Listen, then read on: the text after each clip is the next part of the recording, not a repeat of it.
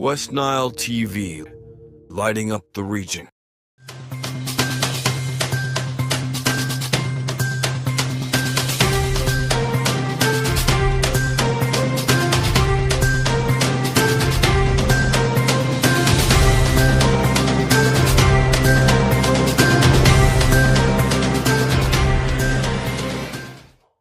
With the stories continuing to happen every day in the world, West Nile TV, I can confirm to you, cannot fail to bring what continues to happen. My name is Oraku Benson Pastore, the anchor for tonight in the news program at West Nile Television. And as usual, we normally commence this program exactly at 7 p.m. and it goes up to 8 p.m. And we start everything with the headlines, then the details comes after the headlines. In the headlines tonight, West Nile is encouraged to unite in funding university education.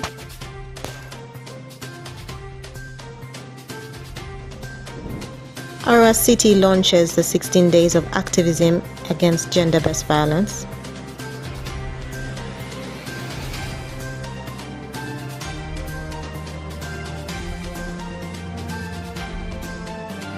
And Nebi General Hospital lacks mental health rehabilitation unit. This and more in the NILECAST News Bulletin.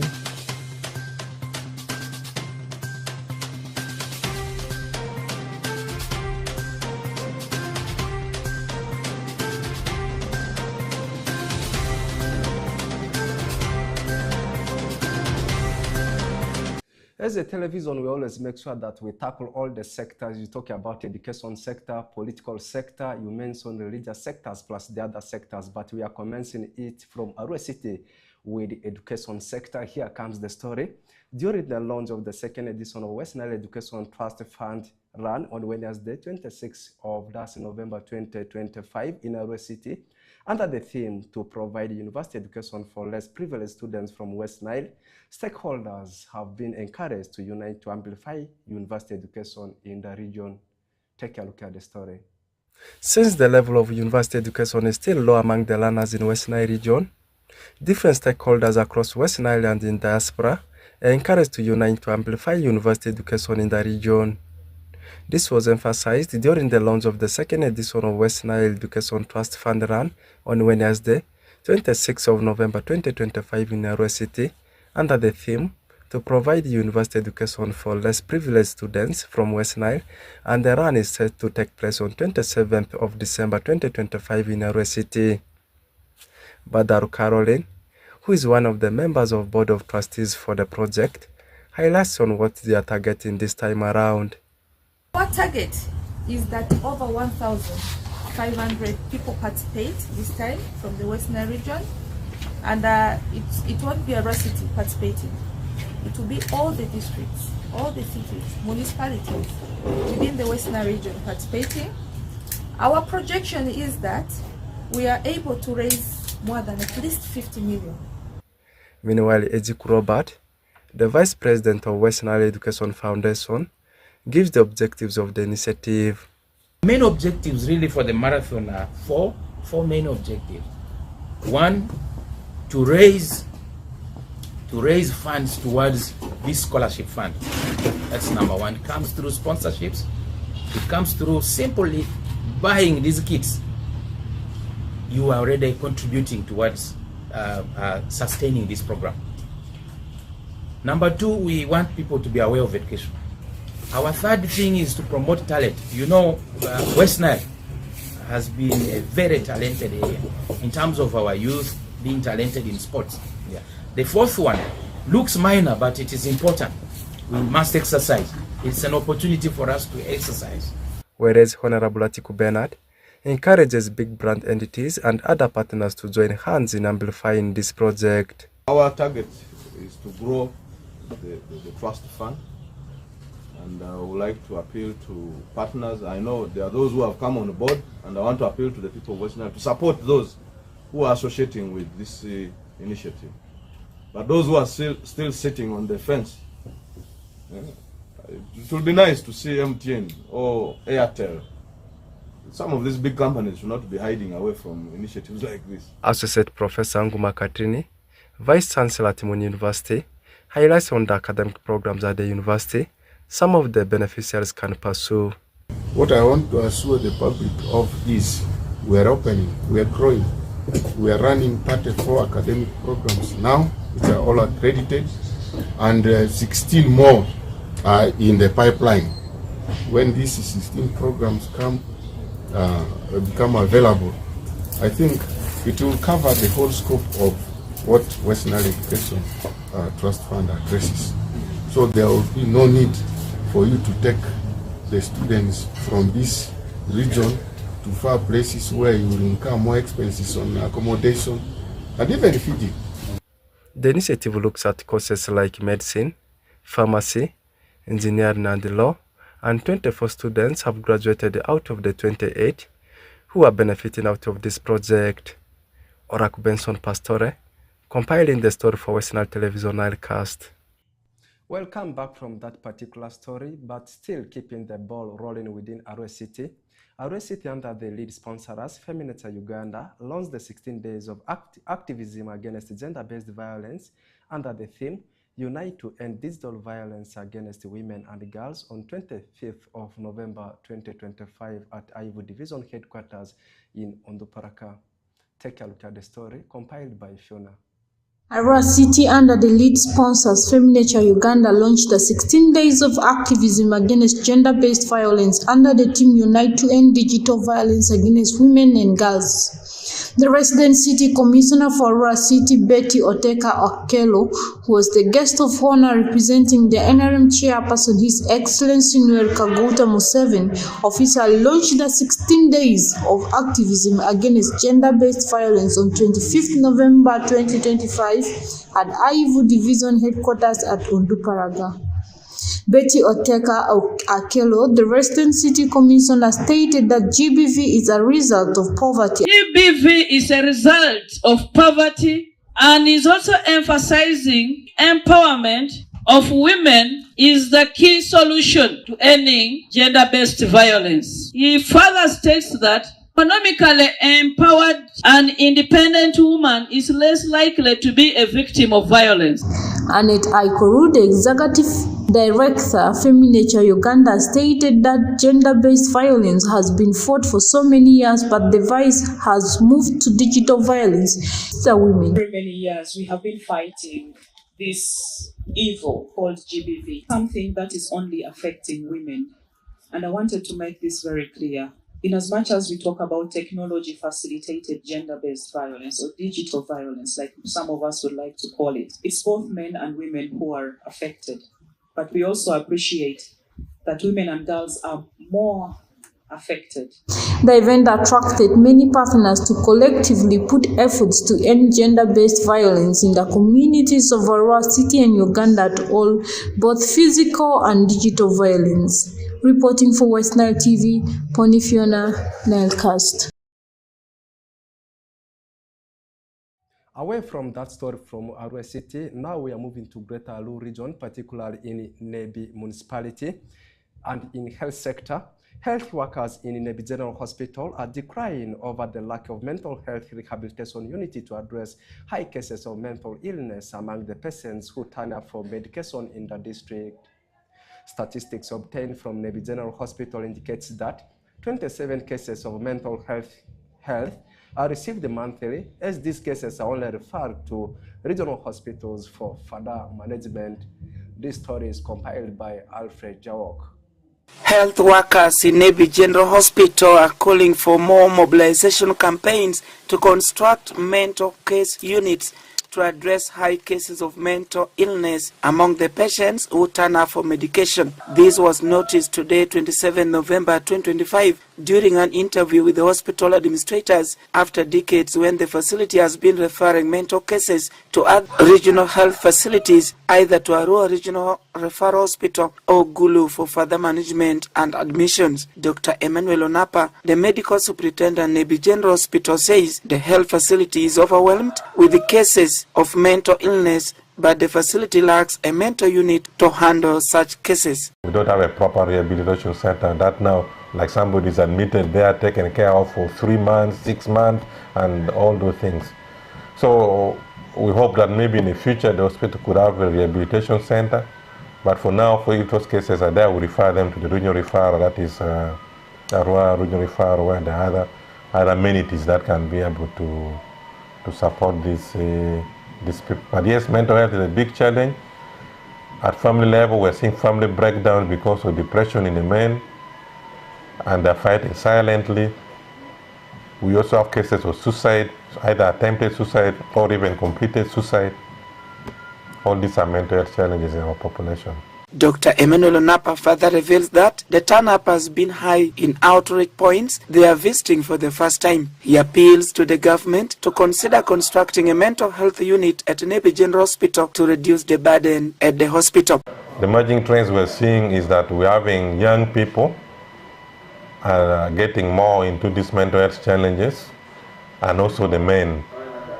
And yet these are the people who are energetic, who should be working to get money, the young men. Also the men in the families, they are the ones maybe the breadwinners, but they are breaking down. So it's important for us to look at what are the triggers. And the most common triggers in our setting is misuse of drugs.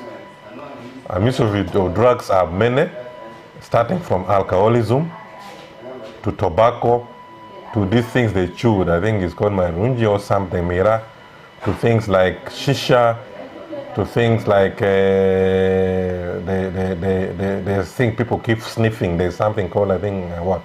The one for the paint. I will remember the name. Those things, petrol and what. So we have realized that the youth are engaging into illicit drug use. Eventually they become addicted, and these addictions cause and affects their brains, and they become crazy.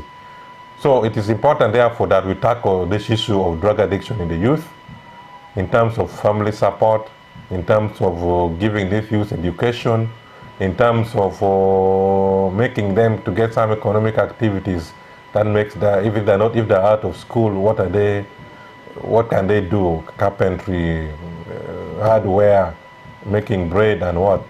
Okay? Now, of course, when they get these challenges, we first of all, the community doesn't recognize them very fast. So they are suffering with their problems. Eventually, when they recognize, they're brought to the facilities, but the social support is not there. There's a word here I'm told is called a bailu.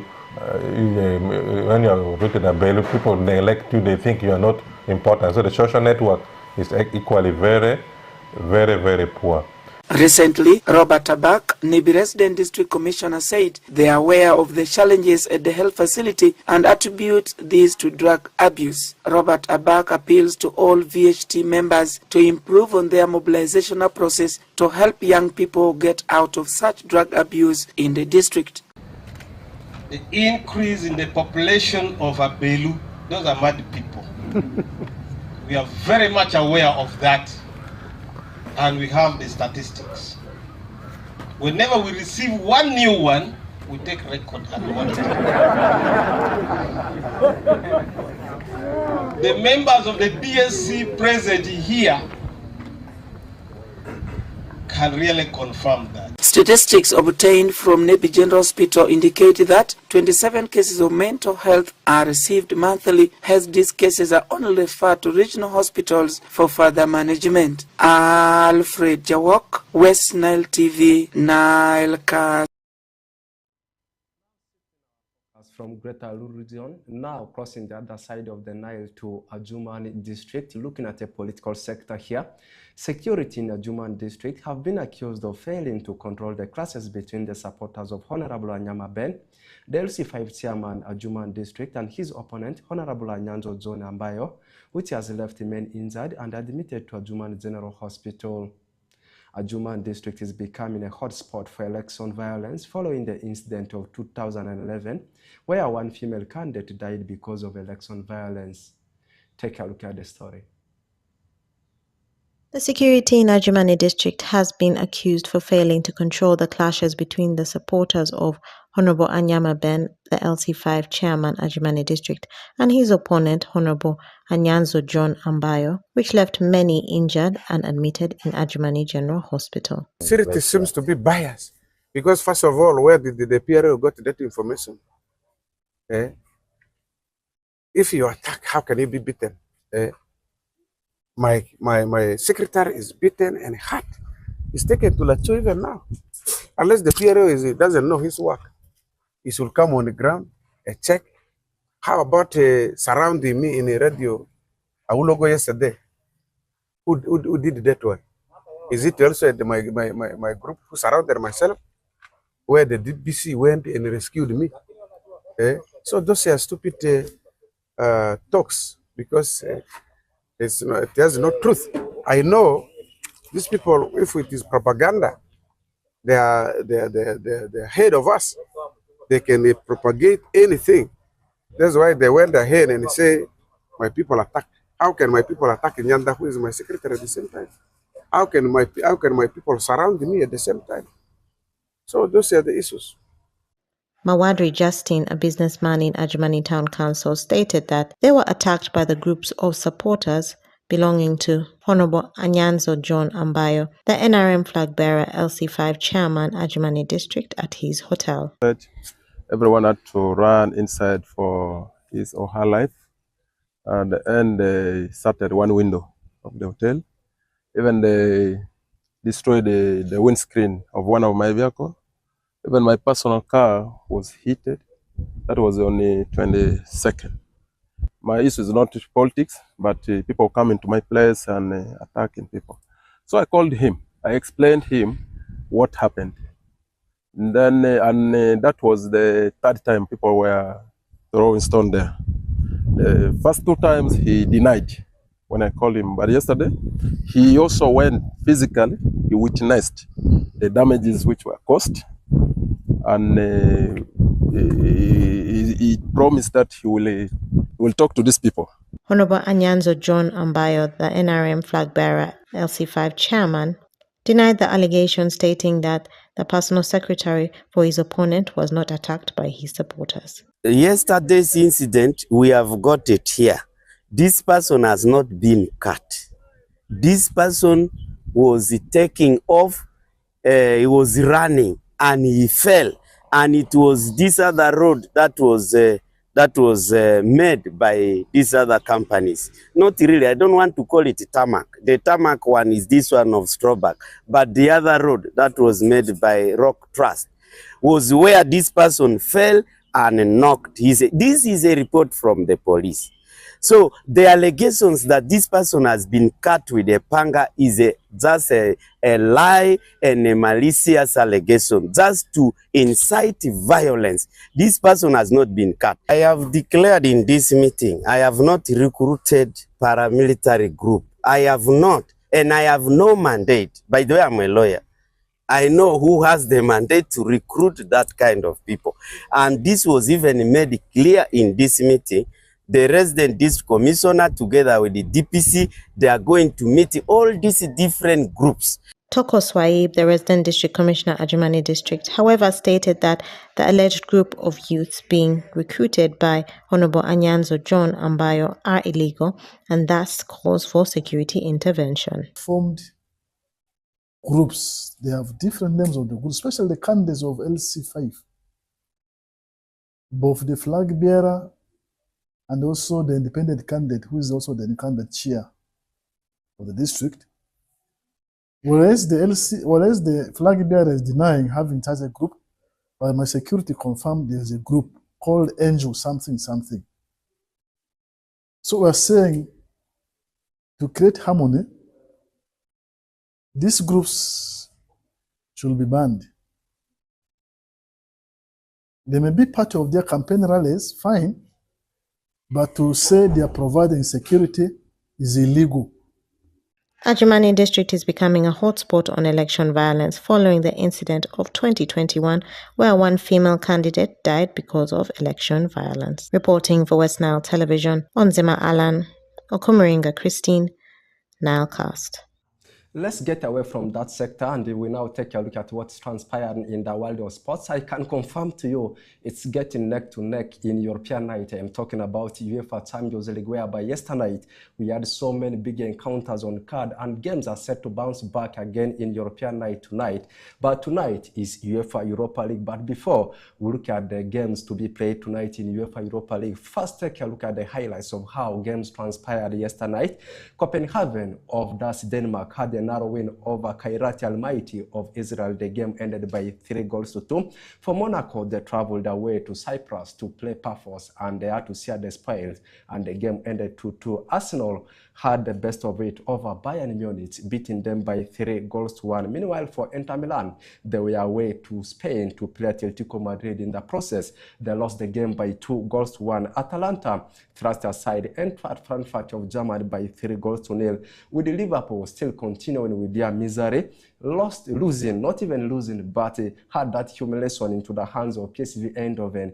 The game ended by 4-1, with Real Madrid having edging win over the team of Olympiacos Peru of Greece. The game ended by 4-3, in which Kylian Mbappe had to score a brace. Tottenham Hotspur conceded 5 and answered 3 in the hands of Paris Saint-Germain. They lost by 5-3. And the last game was between Sporting Lisbon and Club Brugge of Belgium. And Sporting Lisbon had the best of it, beating Club Brugge by 3-0. Now, let's take a look at the games to be played tonight in UEFA Europa League, with Aston Villa having a game up against Young Boys of Switzerland as Nice of France travels away to Porto of Portugal, with Fenerbahce having a date at home up against Ferencváros as Celtic travels away to Feyenoord of Netherlands. Meanwhile, for Lille, they will have to stay at home in France and welcome Dynamo Zagreb of Croatia, with Celta Vigo of Iako Aspas traveling away to Ludogorets Razgrad as PAOK Thessalonica of Greece is having a date with Brann of Norway, and Midtjylland of Denmark will travel away to AS Roma of Italy. And this game will be at the Stadio di Olimpico as Freiburg of German travels away to Victoria Plzen of Czech and Bologna. For them, they will entertain Salzburg at home, with Football Club Steaua Bucharest having an away fixer up against Crvena Zvezda, whereas Partizan Belgrade of Serbia Zenk will have a date with Basel as Stuttgart travels away to go ahead Eagles, with Maccabi Tel Aviv having a game up against Lyon. Meanwhile, for Malmo FF, they will play Nottingham Forest. Panathinaikos, meanwhile, will sit at home as they welcome Sturm Graz. Braga will travel away to Rangers. And the last encounter tonight, we'll see the game between Real Betis and Utrecht. Before I leave the studios, remember, we shall be having a London derby come this weekend on Sunday. 7:30 will be the kickoff time. Arsenal will be taking on the team of Chelsea. Chelsea will be at Stamford Bridge. Both teams won their game. Chelsea beating Barcelona, a very big team, and also Bayern Munich being humiliated yesterday night by Arsenal. So we shall see who is strong come this weekend. It has been me, Orak Benson Pastore.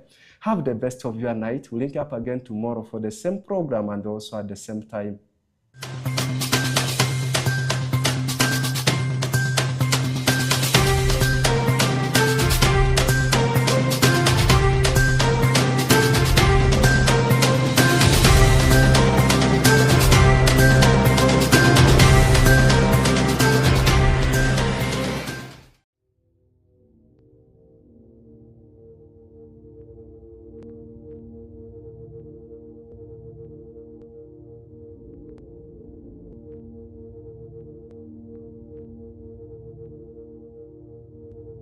West Nile TV, lighting up the region.